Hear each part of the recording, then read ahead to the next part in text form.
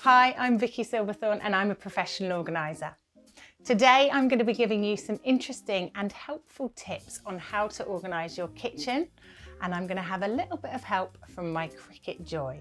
The very first thing I want you to do is open up all of your kitchen cupboards. Have a look at location. Is your kitchen working for you and your family? And have a look to see if there are any items in those cupboards that you only use very occasionally, 6 months or maybe even once a year.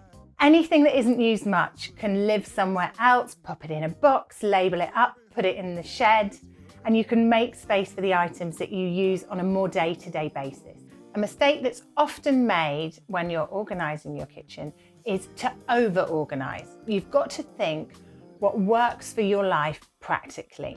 Are you putting too much pressure on yourself? Everything living in a white basket and every single item being immaculately in rows. Does it need to be? Really ask yourself that. Getting organised doesn't mean going out and buying 20 white baskets, coming home and saying, what can I put in these?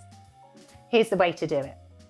You declutter, you organise and use the space your kitchen already has, and then and only then do you decide if you need additional storage, making sure you measure up before you buy. Storage jars are a fantastic way of keeping certain food items fresh, visible and accessible. Have a really good think about where your storage jars are going to be stored. As an example, my mismatched jars that I've upcycled are going to live in my kitchen cupboards because I don't really mind what they look like. But my more formal jars, like these, are going to live on a display shelf for everybody to see.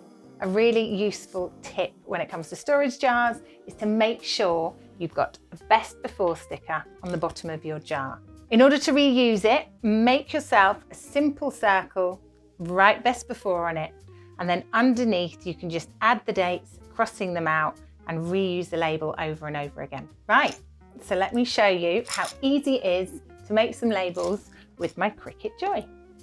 Right, so I've got my scissors, I've got my label vinyl, I've got my pen, and I've got my Cricut Joy. I'm going to get started. Label vinyl. Get this out, and I've got my label all ready to go in the app. So, click writable vinyl.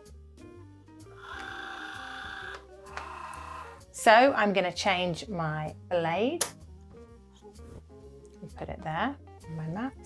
I'm going to pop my pen in and close it.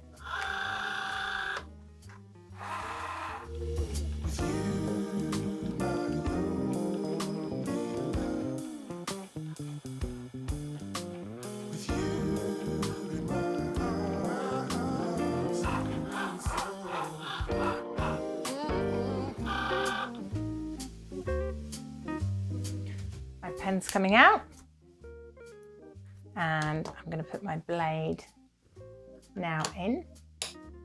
Press go.